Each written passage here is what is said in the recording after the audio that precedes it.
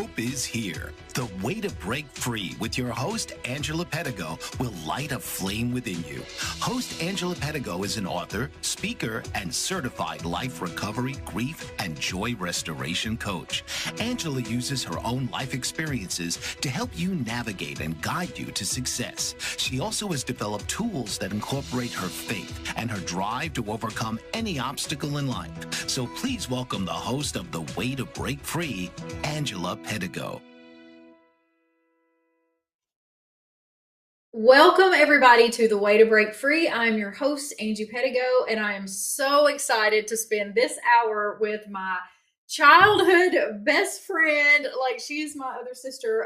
We grew up together next door to each other. Every day. This is Shelley Surface. And guys, you're not going to find many people out there with a passion like she has. Shelley has been a missionary, done mission work in Mexico. She has been a foster parent, her and her husband have, for several years. And then she's actually has 2 children of her own and has adopted 4 children out of foster care. And just her love for them and everything that they do for these kids, but like also being able to get into the not so good days, the battles and things like that. So we're going to explore all of that today. This is May is actually Foster Awareness Month. And so what better time to have her on than now? But she will fuel your fire for just being the hands and feet of Jesus, no matter what that is, whether that's with children or with serving in some area. But if God's speaking to you today and he's put something on your heart in any capacity of ministry, listen, although hers it may be the same as yours or hers may be different, but no matter what area of service that he calls us to, it always takes to that point of surrender and looking for him. Like he leaves us a little breadcrumb trail to get us there sometimes. So, Shelley, welcome. I am so glad that you've joined us today. And, as I was thinking about having you on here, I was listening to a show that you had appeared on recently or, a few months back, and like where you got your start at. And you were talking about junior high. And I thought, no, wait a minute. It's before that. It was all of those times when you wanted to play with the Cabbage Patch Kids and I was wanting to play with the Barbies. And we were hauling the Cabbage Patch Kids back and forth between houses. We would load them up and carry them in all like 13 of them in a playpen from one house to the next. We would take them to church, like our pretend church. We would go to the altar and pray for them, our pretend altar. Yes. We would get onto them when they misbehaved. Yes. We would have birthday parties for them. Like it was full on life with the Cabbage Patch Kids. I was practicing. I was thinking about that this morning on the way here. Like we were, the Lord was developing that in me way back then. He was. Who knew? He was. That was always her first choice, was to play with those babies. So that's what we did a lot and had a blast doing it, packing all their clothes and everything. So we'll probably be reminiscing a little bit today. You'll have to look over us. But yeah, so thank you for coming on the show, first of all. You're so welcome. And I'm just so excited for you to share what I've just kind of got to witness on the sidelines a little bit, but to share with everybody out there this whole journey. So journey it has been. A journey it is. It continues to be. You're far from done, right? Yes. Yes. Let's go back. Let's go back to when did you first feel the calling on your heart that you knew you wanted to do something with children? I always loved kids. Like that's not new. Like that's always been there. And the Lord, like at one point in my life, I wrote my story. And the reason I was writing my story, I didn't know was for me to see the hand of the Lord. I was writing my story, I thought, to prove why I should live the life that I had chosen for other people, not for me. And so in that process, I realized that the Lord had ordained that early on. Like he had made clear his will, but he was just taking me there piece by piece.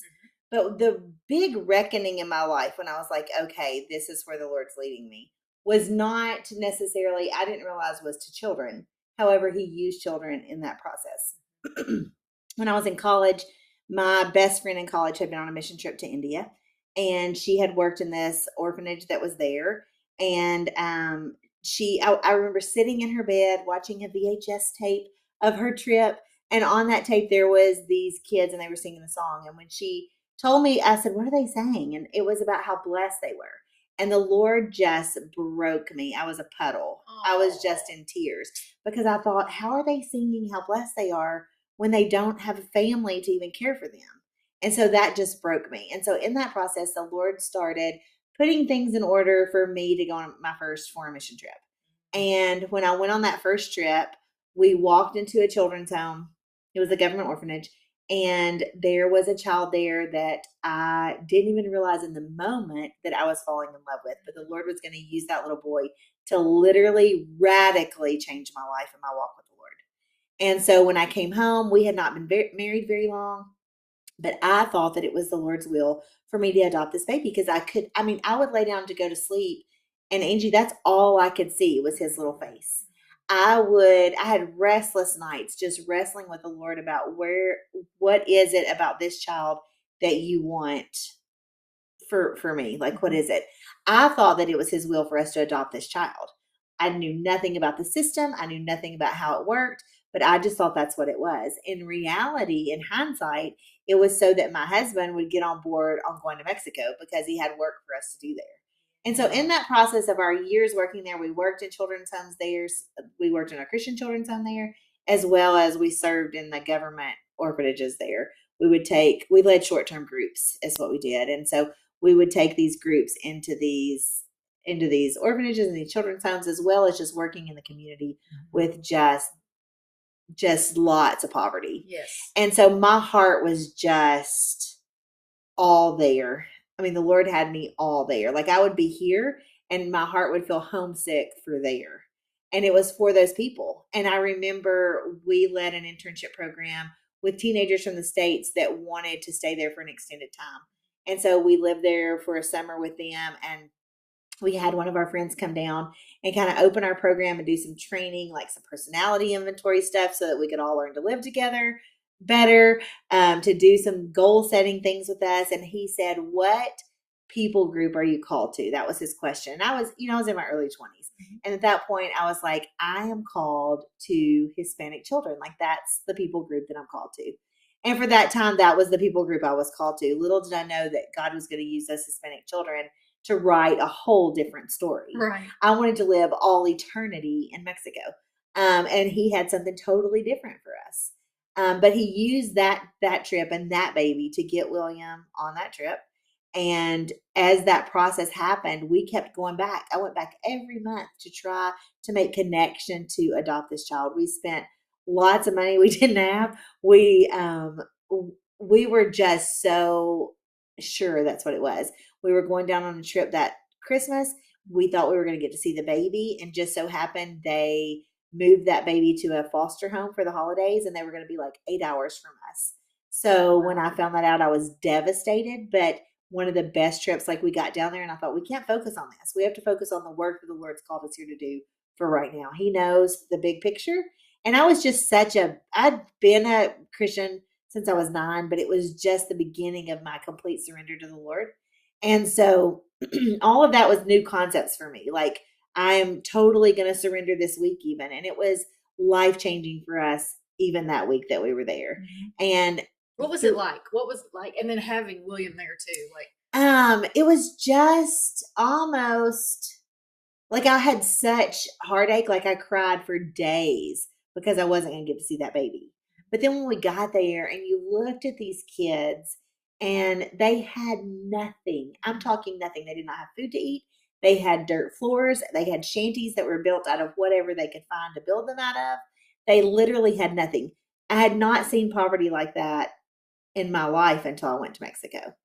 But yet they had this joy that was just remarkable. Like it spoke volumes because we live in a society where more is success. Whatever, more work, more hours, more money, more things is success to us. And it gave me this beautiful image of simplicity and how the Lord can just do miraculous things in that. Yes. And these kids were thankful for everything, for anything that you put in their little hands. And the love that they had to share with us, like you go as a short-term missionary thinking, I'm going to use my gifts to bless these people. And it's a big fat lie. You realize it's not about you, right? It's not about you. And they are the mission. They end up being the missionaries. Yes. The Lord used them to radically change who I was, like radically change who I was from the inside out. And so to see that and to see the Lord put mine and William's hearts on the same page with serving this people group was just, it was just a peace that I can't even explain. And then to see the Lord's hand of provision. I mean, we were newly married. We were not affluent by any means. And to see the Lord, like you would say, you would think, okay, we've got to manage work. We've got to manage money. How are we going to even get a plane ticket to get there, much less pay for our trip? Wasn't one of you still in college at that time? When I finished school, he went back to school. So he was still in school. Okay, yes. And so we lived here and we coordinated all the short-term groups that would go. And then I would go every month with the largest group, sometimes twice a month. And I did that for years and years. Like we did that for 10 years. But it was amazing just to watch the Lord's hand of provision in that. Yes. And at that point, it was provision of work schedules and money and those kind of things. Mm-hmm. Like it was those types of provisions. I can remember sitting in Houston Hobby Airport in the bathroom crying because I had a semi of sewing machines that I needed to get across the border. And I remember going, Lord, I can't get those sewing machines across the border. You have to get those sewing machines across the border. And I surrender every bit of it to you. And those sewing machines are across the border by the time my plane landed. Aww. So like there were things like that were just too big for a human to handle. Yes. And you would hand those to the Lord and he would just to see that, it made my faith become my faith. Because growing up, I was raised in a church. I was taken to church every time the doors were open. We went to church together all the time. Yes. And your faith is built off of your parents' faith. Yes. And so the Lord just made my faith through that, because he showed me, I am with you. I have this. Give me everything. I will provide. And that's what I can remember, like vivid healings. Like there was a little boy who lived in the city dump and they had dug a pit to cook over the fire, and the fire was out, but the coals were hot, and he stepped into that hole and he had burns all the way up to his knee. And so when they heard we were there, they called for us to come. And I remember seeing his wound, and you go also thinking you're going to use those nursing skills just to heal the world. And the reality is you're in areas where you don't have a whole lot of resources, and the Lord is your resource. He is the healer. Yes. You just use that as a means of presenting the gospel. Yes. And so we had nothing, and it's not like it is here where you can just get in the car and go to a hospital. Like there's lots of issues with that. And even when you go to the hospital, you have to have the means to pay for the medications and for all those things. And so that had to be arranged. And so we just prayed over him that the Lord would heal. And we went back the next morning, had arrangements for him to go to the hospital. And Angie, when we walked in, I remember being so broken over that little boy and the pain that he was in and the suffering he was in. It was really bad burns. It was terrible burns. And when we went back the next day, it looked like a completely different child. Like the Lord had healed him. Wow. And so like when you see those things, it's things you can't even, they're supernatural, and you know it's the Lord's hand. Yes, we see stuff happen like that. Mountain moving things. Yes. Even in, the areas that I work in with recovery and traumas and addictions and things like that. But even in just like, any kind of just mission work. When you take light into darkness and you let the Lord change what's happening there. Yes. It's just him. It's just so powerful. Yes. And it's as simple as just, I'm sitting there thinking, as you're saying, you're in that bathroom about the sewing machines. Yeah. And you still have a plane to catch. Like you have nothing to do with that except you sent up a request. Yes. And you believed for it and it was done. How simple faith is to grow if we just do what he told us to do. And we just surrender. We just surrender. And we don't. Because I was trying to control that. And it was roadblock after roadblock after roadblock after roadblock. And I was like, I'm done. But sometimes he takes us to the place where we're like, I surrender. I'm done. And then that's where we give him space to do his work instead of us trying to be the headship of that. Because then that's when we give him the credit. That's when he gets all the glory. His hand that it could have happened.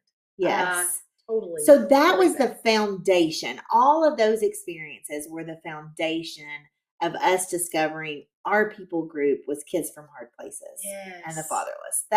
And it wasn't like just one day we went, oh, we want to be foster parents and adopt a bunch of kids. It was not that. Yes. It was the Lord planting seeds and showing us things that we were not even aware of in some situations. Yes. And every time that we had a little transition with ministry, there would be a baby that was literally impossible for us to get in hindsight.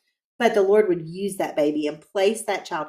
That was the breadcrumbs for us that you talked about. Always talking about a carrot. He would know that I need this carrot to dangle in front of them to get them to do what I want them to do.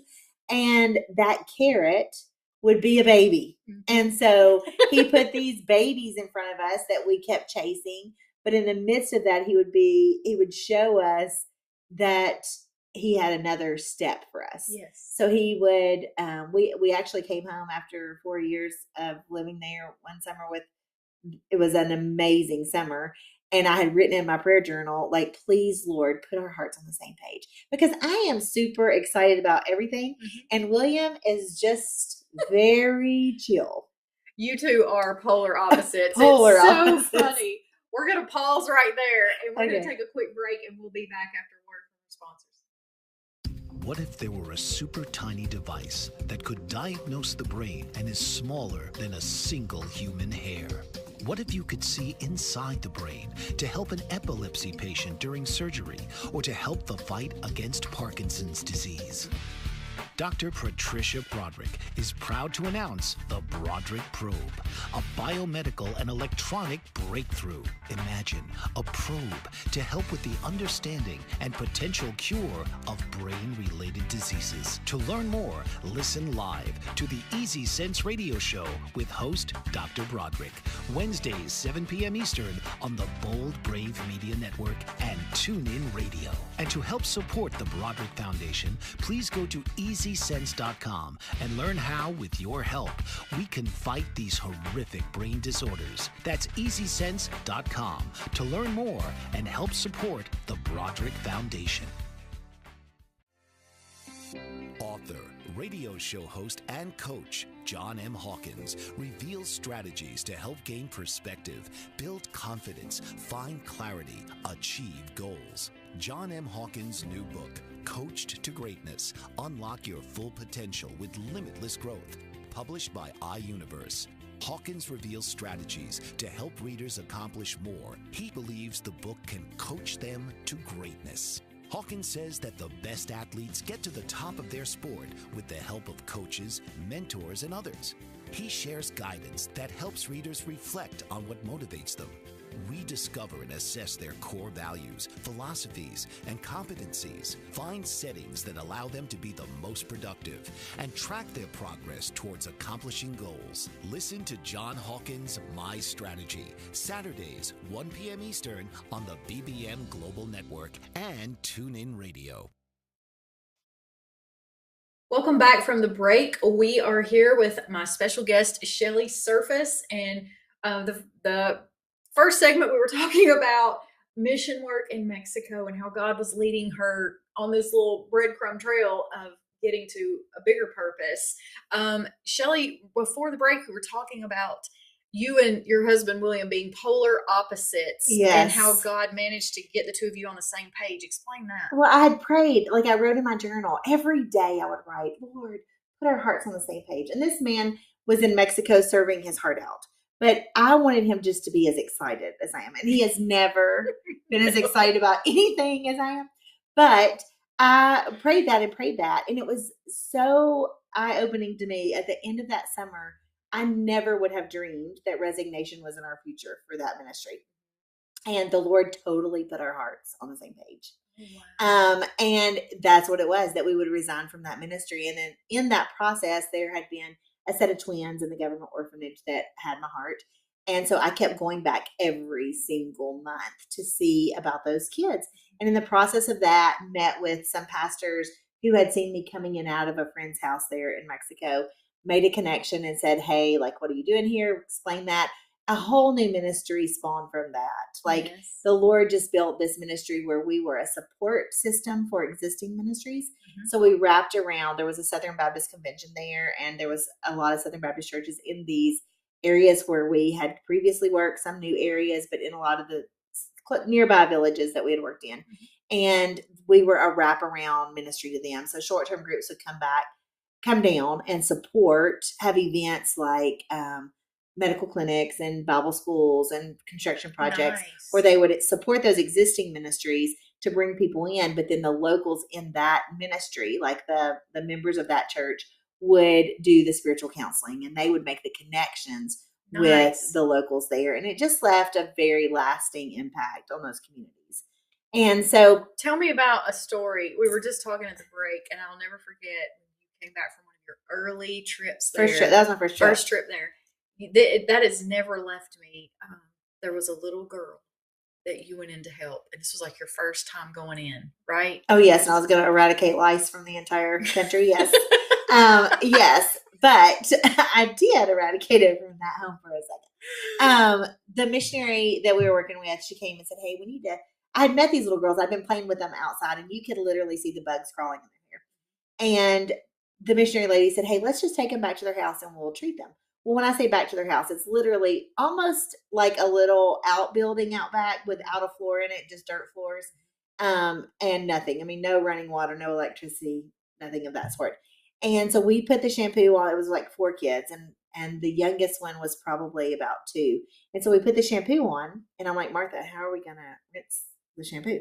Like, there's no running water. But they have like these big barrels of water out front, not clean water, but dirty water that gets pumped in, that they have pumped in. And so we start to rinse some of the kids' hair. Well, the youngest little boy just goes ballistic. He's just hysterical. And I'm like, what is wrong? And the oldest little girl proceeds to tell the missionary, who was translating to me at the time, that the night before they had been home and somebody came through on horses, because people would ride horses through. That was transportation. And they had grabbed the newborn baby and just taken the baby. And I'm like, where would they have taken the baby? Some of those babies are taken to be trafficked. There's a lot of spiritual warfare there. There's so much witchcraft.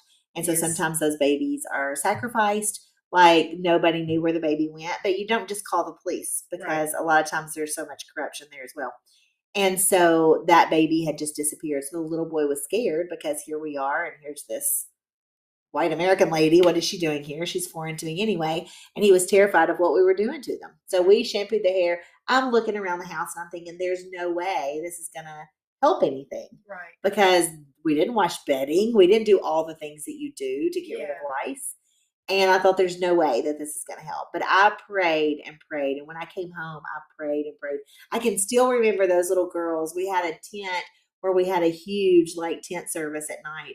And I can remember those little girls going to the altar. No, I never saw a mother with them. But she actually worked in prostitution, I found out later, and that's how she made money for the family. So she's gone all the time. And this oldest little girl is probably about 8.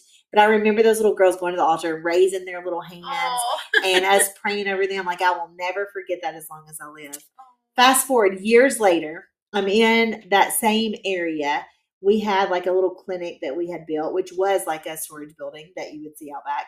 It was a little clinic, and I was working in the back of the clinic, and there was a window in the side of the clinic. And this little girl comes up to the window, which happened a lot. Like, there's a huge line out front, but she sneaks around to the back and comes to the window, and she says, come here. And I go over there, and she said, here's a bracelet. I want you to have it. And I said, and I learned to accept gifts. When they give you gifts, accept them. Yeah. You, in your mind, you think, I don't want to take anything from them. They have nothing. Yes. But they're elated to give you things. Yes. And so I learned to just accept the gift. And I said, oh, thank you. I love this. It's beautiful. It was a little bracelet that she had made. And she goes, you're the lady that came and healed me of lice. And this was years before. And I said, baby, I didn't heal you from lice. I said, I just put shampoo in your hair, but the Lord healed you. Because there is no way that we could have done that. Like, that's the Lord's work. He did that. And so it was just this amazing opportunity to share the gospel with her. But to see, like, there was moments when I would grow weary in that, because you're living in two separate places and you're going all the time and you're working so hard. And sometimes I would grow weary. And when I would, the Lord would just give me a little wink like that. Like, it's making a difference. It's making a difference. Those kids were in school. Mom actually had a job that was not prostitution. Like, their life had been changed. They were involved in the church there. Look at that. And so Complete you never transformation. know. You never know when you serve those who do not know the Lord, and when you serve those who do know the Lord, what that's going to look like in the That is future. amazing. That's changing generational patterns right there. That is always my prayer. Lord, break these generational curses and let this child be the child that changes that future forever. That is beautiful. And so we did that for lots of years. We had our first we lost a baby before Claire, and then we had Claire, and then we had Will. And as that was progressing, we had a great system down there where we could kind of lead from here, and we had things set up and people on the ground there that could lead those trips. And it was the Lord helping us to transition without heartache. And then it got to the place where the cartel had just gotten so, it was out of control right there at the border a little bit, or a lot. And so it just wasn't safe for us to take groups in for a while. And in that process, the Lord started dealing with us about what's next, because William's adopted, and we knew that was something we wanted to do. The Lord had placed that in my heart early on. Even before Mexico, I just wasn't quite as aware of it as I had been. I think you're referring to the other podcast that I'd written a paper in 7th grade about opening a children's home. That was like my future plans. I remember you used to always say, I want 6 kids. I want 6 kids. And you have 6 kids. And look now. So that was there. I just didn't understand the depth of that. And so when we left, when that ministry kind of began to slow down, and we had 2 kids and it was harder to travel and things just weren't stable enough for us to go, the Lord started dealing with us about that next step. And so I had a friend that went to a Christian Alliance for Orphans conference, and she came home with all this material about adoption. And so I spent hours going through all that material. And at that time I was like, Ethiopia, that's where I felt the Lord calling us. And so we started our home study and started with to proceed with an adoption from Ethiopia. And we get a phone call from a friend locally who said, hey, Shelley, I know you want to adopt kids. There's these kids at my niece's school, and DCS is not taking them into custody. Their parents don't want them. Why don't you take them? I'm like, how many kids are you talking? She's like, 5. And I'm like, I can't take 5 kids. And so anyway, the Lord used all of that to show us his real plan. And so, I mean, all of the other was his real plan, but it was just the building up of what was next. And so we made contact with the school, and then Christian Alliance for Orphans has what they call Orphan Sunday in November. And they had this led prayer time. And so my friend and I had logged on to that, and we prayed for 2 hours for orphans across the world. But we spent a lot of time praying for those kids in Lebanon. That was on Sunday. And on Tuesday morning, about 7 o'clock, I get a phone call from the school, and they said, these parents are in our office and they want somebody to come get these kids. Will you come get them? And I'm like, I don't know. Let me call my husband. And so in the meantime, there was 5. 2 of those had gone to another family. There was 3 left. I called one of my friends and said, what are we going to do? And she said, we're going to go get them. And so I don't recommend this path, actually. This is not what I recommend, but the Lord used it. And so anyway, we ended up having an attorney draw up papers. We went and got those kids. The judge in that, we had them for about a month. They were animalistic almost in behavior. They had so much trauma. But the Lord had sent me to an adoption conference like a month before that, which it was all about trauma, parenting kids from trauma. And that was just the Lord. That was another step of the Lord's preparation for what was to come. I think I love how God works, because even when we don't know what we need, he knows what we need. He had it aligned. I thought I was going to something I wasn't even going to, and I showed up, and it was a training that I needed to be able to care for those boys. Yeah. And so we ended up having them for, I don't even remember the time. It's really a blur. But the judge, I want to say it was like a month, but the judge heard about our case, called us into the courtroom, And we wanted to keep the boys, even though it was so hard. And it had, when I say it had wrecked our lives, I can't even tell you. It had wrecked our lives. But that's what we wanted. And he gave us temporary custody. He said, I want you to come back. I want you to understand the impact of this. We went back, we prayed and prayed that the Lord would help us not to have to make a hard decision. Yeah. Like, do what's your will. And they ended up bringing all of those kids into custody together in the same home. We were heartbroken, and we couldn't even understand it at the time. We couldn't understand it. But it led us to go, because we even said we are not doing foster care, because I do not want a revolving door. Mm-hmm. Well, the joke's on us. We had a revolving door for 11 years. That's really the true. That's true, because I have witnessed like all these kids that you. So be careful what you say you don't want. Yeah, isn't that the truth? We're going to take another quick break, and we'll be right back. Did you know that your beliefs create your entire reality, but it's the subconscious beliefs that do most of the creating? Belief shifter and life coach Shiraz can help you identify those limiting beliefs and eliminate them, often in a single session. Like, it was almost instant. Like, I had relief right away. Creating better health, relationships, careers, and finances. Let Shiraz help you step out of safety and into awareness. Definitely something's happening. It's like a flow inside. You know, it feels good. Whether in person or online, Shiraz provides personal coaching, belief shifting. Visit Shiraz at energeticmagic.com or call 416-529-7429. Energetic Magic on the BBM Global Network, Tuesdays at 7 p.m. Eastern. Find your greater happiness. Be well. Be aware. Be magical. Are you struggling to care for elderly parents or a spouse? Do you wonder if being a caregiver is making you sick? Are you worried about taking time off work to care for elderly parents and balance work, life, and caregiving?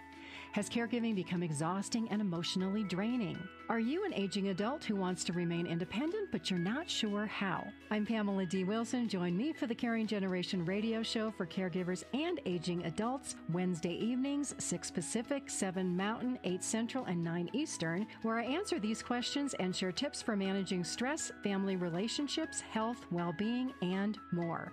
Podcasts and transcripts of the Caring Generation are on my website, PamelaDWilson.com, plus my caregiving library, online caregiver support programs, and programs for corporations interested in supporting working caregivers.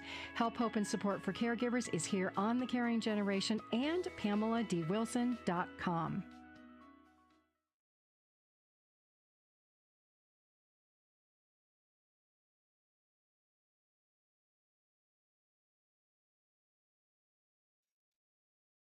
Welcome back. We are getting into the part of Shelley's story where you are starting to head toward, I don't know, adoption slash foster care, but your husband's like, we're not having a revolving door. That didn't work out so well for you. Explain that. So those boys we had all went to a foster home.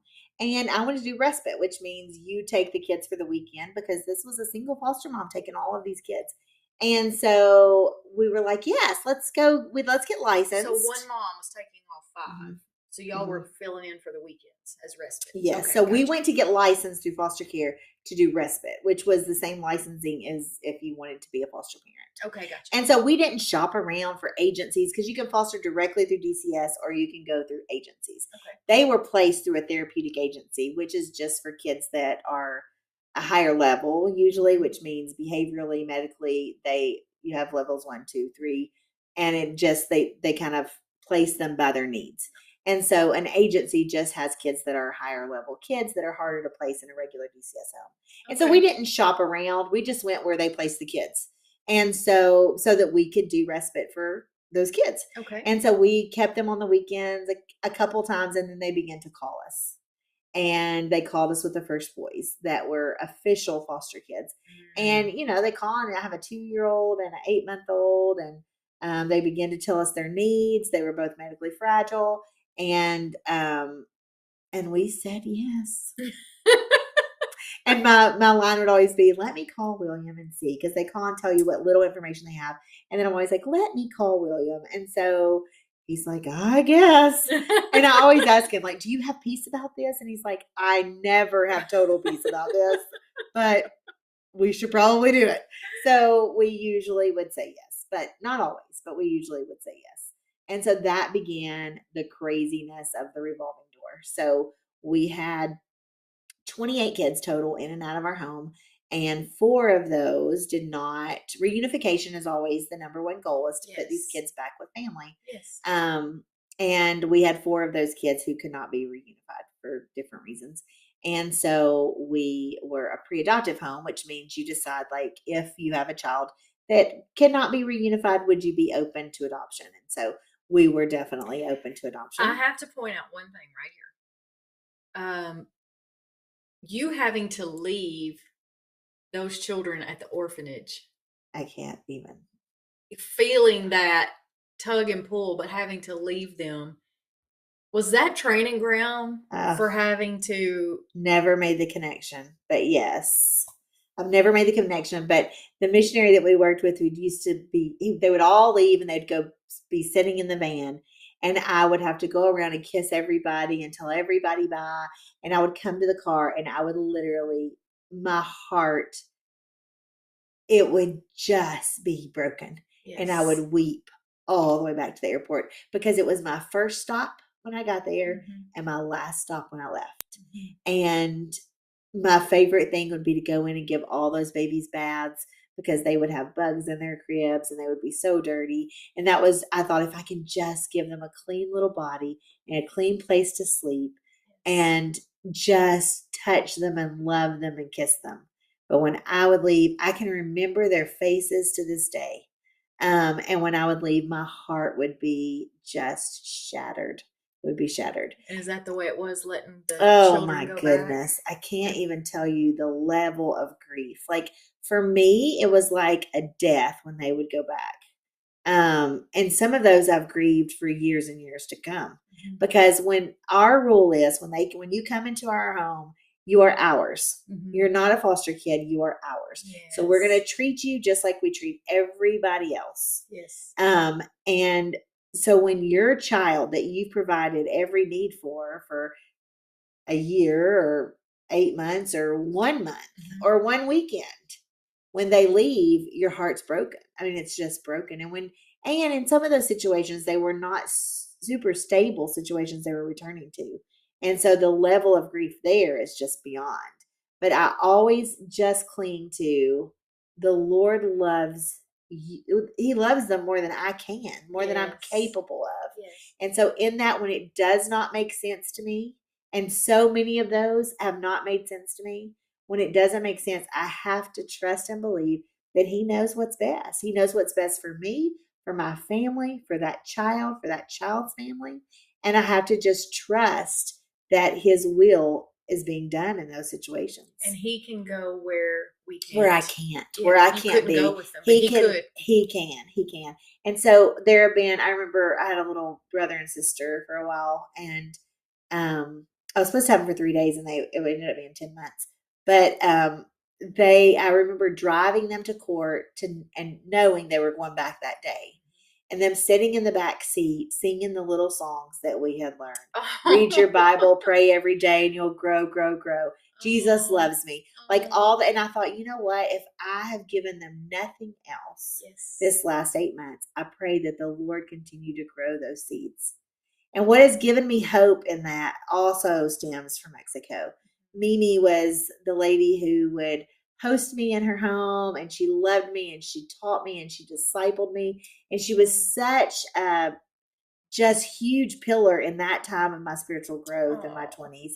And she told me when they were Catholic, and she recognized some idolatry in their worship, and she converted to Christianity and Protestant, or to be a Protestant. And in that process, she said she remembers this missionary lady that would come with a ponytail, and she would jump off of this van. And she said, I can remember her and she said, my mom would always let me go to the Bible school because it was like across from her house. And she said she would put her hands on my head and pray over Aw. And she said one day we're driving in the van to another city to work, and she goes, I would see those vans and be like, I want to be on that van. And she goes, and I'm on the van. And so because we were going to work, and I was like, Nene was the inspiration for me that someday those babies that I have rocked to sleep and prayed over and Yes. sang to, that someday they're going to be on the van. Yeah. They're going to be on the van somewhere. Because they're going to remember. Because the Lord planted seeds that I didn't get to see watered and I didn't get to see grow, but I have to believe that He is going to use that. And someday when I get to heaven, I believe that those babies are going to be with me at some point in eternity. And it's hard to let them go, whether they're your children or not, but it's hard for us to see, and undoubtedly it was probably hard for your mom and dad to watch the heartache you were going through. You don't want to see your kids choose a hard life. Yeah, and if you hadn't have went through the hard stuff, like it's like building a cake, right? Like a tiered cake, you got this first layer and you got your icing and then all the different things, but one thing has to build on another. And sometimes, like I know for me personally, everything that's ever been in my past is now being used today. Amen. And everything in what that He put, it was hard and it was stuff. So it's not, we want God to come and make all the things easy and comfortable. And why would they have to go through these things? But what if they have to go through to figure out how to get to the other side so they can go rescue others? And the enemy's lie that I've spoken out loud so many times, and that I hear my foster friends say when a child returns, is this was all for nothing. All the miles that we put on the car for therapies, for appointments, all the heartache that we've lived, the hard days that we've had, the parenting trauma and the difficulty of that, this was all for nothing. And that's a lie from the enemy. I've got to point something else out to you, because I have been sitting with this ever since you talked about that little girl giving you that bracelet. How many times did you go to Mexico and invest not just time and money or anything like that? I'm talking about invest your heart into these children, and then you would come home and then you would go back and see the situation hadn't changed. Like, they're still in the bed with bugs. They're still in this, and I'm going back, I'm doing all I can again, but I'm going back, and like nothing's changing. That has been training ground in itself, even for now. Like, man, yes, it has. You see what I'm saying? Like, sometimes you can't see. And in those moments where you feel that discouragement and you think, I don't know, I can keep doing this. Like, it feels so hopeless. Like, where are you, Lord? Do you hear my cries? In those moments, the Lord always brings something. And it was like that little girl. There was another time that there was a little girl who had been severely burned that I so loved, and they had moved her to another city in another orphanage. And we got there, and there was a Christian group. Actually, they were doing a puppet show, but they didn't want us to have any interaction with the kids. And they had offered an invitation at the end of that, and that little girl went up front to receive Christ. And when they turned her around to present her, we were just walking by, and she looks up and she sees me. And she comes flying through the crowd and hugged me. And I thought the chances that I would be in that place at that time was God ordained. Yes. Because He wanted to tell me, keep doing what you're doing. Stay the track. You got this. I've got this for you. And I see that even like in our battles right now at home with just parenting that trauma. 2 Sundays ago, they came to Caden at church and said, hey, can you run the camera for us? And he's just had a lot of battles recently, and things just seem harder than they should be. Everywhere we are, it's hard to find a win. And when I turned around and I saw him sitting there so focused and doing that work the last 2 weeks, and then I get a text this week saying he is such a good listener and catches on so quickly. And that's not what we always hear. Yeah. It's a win. It's a win. I mean, it's a win. It's a win. So you have to find those things that are wins and those moments of discouragement. I mean, I just want to encourage, no matter where you are in your walk and what journey you're on with the Lord, look for those wins. Ask the Lord to reveal those things to you that are completely of Him. And those are the moments of encouragement. Because when we are discouraged, that's the enemy's power over us to for us to quit, for us to give up, for us to throw our hands up and say, I surrender. Yes. Yes. And so I know that the Lord gives us, some people call them God winks, but I know that he gives us those so that we can stay the course, so that we can be tenacious, so that we can continue on and not take our eyes off of him. Because that's when it falls apart. Like in the moments of discouragement is when I try to fix it in my own power and I look away from him. Yes. And so I need those reminders of, no, I got this. I've got this. Yes. And when you're doing it on a day-to-day basis, It's like tiring. yeah, I don't know how you do it. It's tiring. I don't know how you do it. Because the Lord provides. Well, That's I do know how do you it. do it. You're 100% I mean, right. in the moments when I think I don't want to cook another meal, I don't want to feed them again, I don't want to do another math assignment, I don't want to have another school project, I don't want to have to go to another ball game where it's going to go sideways because we're going to have a behavior issue. I don't want to go to another birthday party because you don't know what they're going to do. When I have those moments, the Lord just always provides. Like he provides somebody, whether it's my parents, whether it's friends. There have been so many people in the church that have just wrapped around us and randomly brought us a meal. Or we've had our whole crew at Cracker Barrel and a stranger buy our supper. Like it's those moments that you're like, the Lord's providing for us. Yes. And I tell my kids that, like, do you see his hand of provision in that? Yes. And that is where you get the faith to keep going. Yes. We're going to pause right there. We're going to take another break. We'll be right back. What if there were a super tiny device that could diagnose the brain and is smaller than a single human hair? What if you could see inside the brain to help an epilepsy patient during surgery or to help the fight against Parkinson's disease? Dr. Patricia Broderick is proud to announce the Broderick Probe, a biomedical and electronic breakthrough. Imagine a probe to help with the understanding and potential cure of brain-related diseases. To learn more, listen live to the Easy Sense radio show with host Dr. Broderick, Wednesdays 7 p.m. Eastern on the Bold Brave Media Network and TuneIn Radio. And to help support the Broderick Foundation, please go to EasySense.com and learn how, with your help, we can fight these horrific brain disorders. That's EasySense.com to learn more and help support the Broderick Foundation. Author, radio show host, and coach John M. Hawkins reveals strategies to help gain perspective, build confidence, find clarity, achieve goals. John M. Hawkins' new book, Coached to Greatness, Unlock Your Full Potential with Limitless Growth, published by iUniverse. Hawkins reveals strategies to help readers accomplish more. He believes the book can coach them to greatness. Hawkins says that the best athletes get to the top of their sport with the help of coaches, mentors, and others. He shares guidance that helps readers reflect on what motivates them, rediscover and assess their core values, philosophies, and competencies, find settings that allow them to be the most productive, and track their progress towards accomplishing goals. Listen to John Hawkins' My Strategy, Saturdays, 1 p.m. Eastern on the BBM Global Network and TuneIn Radio.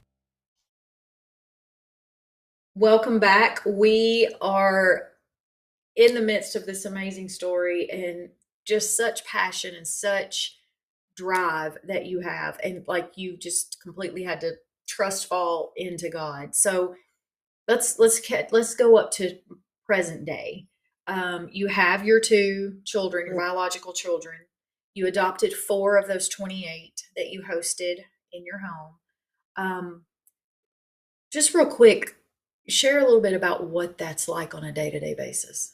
A day in the life. A day in the life. A day in the life is full of activity, let me just tell you.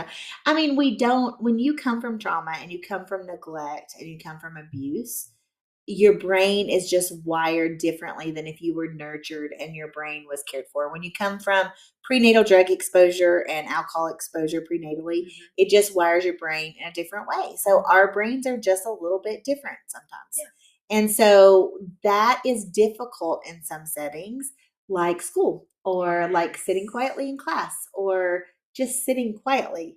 And when you live always in fight or flight, because that's how your brain is wired, Yes. you're always on high alert, your response to things is different. Yes. And so I think part of my weariness sometimes comes from the misunderstanding. My kids are often misunderstood because it's not intentional. Like their hearts are pure and sweet and they have a love for the Lord. And to watch them, we help my grandpa's son with a ministry at the nursing home, and to watch them pour out there is just beautiful. I love those videos. Those children are singing beautiful, and they're so gifted. Like to find their giftedness and their areas where they can have wins and they can shine. Like that's where the rewards are just. They're so great because the battle is so hard to get there. I gotta remind you of one thing, and I know we don't have time to get into it today, but you went on a local trip, 45 minutes to an hour trip to the Red River Meeting House, and there was a gentleman that spoke over you that said you will change the lives of many children. And although your home is closed off because you're at maximum capacity, and you've adopted all you've adopted, you know how we were talking about your friend Mimi always wanting to be on the bus, and she was on the bus. How many of those children you have are probably going to be on a bus changing lives somewhere else? I think about Abraham and his seed. He had one child, but look what happened from that one child. That's my prayer. And you're the children that you may not even. I have one that says she's going to be a preacher in Oklahoma, and one that says he's going to be a missionary in Africa because he really loves black mambas. He's obsessed with snakes, and he wants to tell the people about Jesus, but he also wants to capture venomous snakes and milk them so that he can come up with anti-venom to help the people who get bitten. So he has big plans. Big plans. I love these kids. But we have to get through 5th grade first. That's our current goal. We're living in short-term goals right now, but that's the ultimate goal for him. You're planting seeds and watering them today for what these kids are going to do. Amen.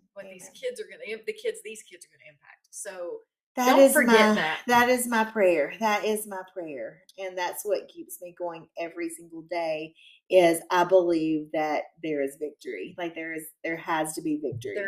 Absolutely. You're already living it. You just the can't Lord see it has been so gracious to us and provided in my moments of doubt. I just need a reminder, and sometimes Angie is that reminder for me on late night phone calls, on hard days, that it is worth it and that the Lord is still in control. Like he's still in control. And so day to day is hard. Being a large family is different because there's just not a lot of large families. I mean, who wants to invite the lady to the birthday party that has 6 kids? What if she brings them all? I would not invite her. I just would not invite her. So, I mean, there's little things. It can be isolating because you have anxiety about going to social events because you don't know what that's going to look like for you. So you're always a little bit on edge of what's going to happen next. What are they going to say? What are they going to do? Because they just keep you. I say they keep you humble. Like I'm like I have one specifically that keeps me on my toes more than others sometimes.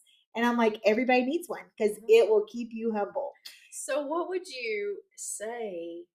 What would you say to listeners today? Whether they're considering foster or maybe they're not, maybe being called to children is not, but there's ways they can help. Oh my goodness. I would not have survived so far had it not been for the people that wrapped around us. I would say that it is a call for all of us. Like it's the fatherless is dear to the Lord's heart, and he commands us. It's not like a simple, like if anybody wants to do it. Like he commands us. Yes. And so that does not mean that everybody needs to go out and be licensed to do foster care, but it means everybody is to do something. Yeah. And so sometimes people are like, I want to help, but I don't even know how to help. I mean, there's organizations you can plug in, like the Bridge House in Lebanon, Isaiah 117 houses. Those are homes right now. There's such a crisis because there's not enough homes for kids. And so we are having to come up with places to take these kids until we can find placement for them. And so those are some organizations that can get you plugged in directly, whether it's cleaning the house or doing laundry for them or going and volunteering to play with kids or sorting clothes, or I mean, there's so many things that you can do, taking meals. But even if you know a foster family or an adoptive family, because sometimes after adoption, it's like, okay, they're placed, it's done. And it's not. It's the same issues before. They just continue on for a lifetime. So that can be a lonely place. So wrapping around those families, taking meals to those families, offering to go and take a child to practice or to therapy, or being the Uber driver for that family. Yes. Providing opportunities for, I know that there's a parents' night out for foster and adoptive families. That's huge for us because we get a moment together as husband and wife to do things. Sometimes it would be, we would use that to even do something with our biological kids. Like there's so many avenues to volunteer and to be a part of that, even if you can't take those kids in. And I want to say this, if you go to church or you have people in your work community or your family communities or whatever, don't wait for them to ask you for help, because they're not going to. Show up with the food. Just show up and say who needs to go where. I'll take the kids. Take their dirty clothes home and wash them and fold them. Sort their unmatched socks. There's endless opportunity. There is something that can be done, but once you're already there, they'll let you help. So just find a way. Pray. Ask God where you can be hands and feet of Jesus, and then go that direction. Even whether it's taking children in, or whether it's supporting those who are, because it is a crisis. So this is Foster Awareness Month. I hope that you will think about these children, pray over them. If you can't do anything else, you can pray in your homes for every one of these kids to be placed where they need to be for the love and support that they need. That's something all of us can do, and we're all called to that. So thank you for tuning in today to The Way to Break Free on Bold Brave TV. We are just so grateful that Shelley joined us today and shared her story with us, her journey. And pray for her and William and their families and these children, because they are really, really putting in work. And all the families out there need those prayers. So thank you, guys. We will see you next week. This has been The Way to Break Free with your host, Angela Pedigo. The one thing Angela attributes her personal victories to is her relationship with God and her deep faith. Tune in each week and hear stories and testimonies of people in personal and professional trenches and how they overcome them with their own faith in God. The Way to Break Free has something for everyone, everywhere. Right here, Wednesdays, noon Eastern on the Bold Brave TV network.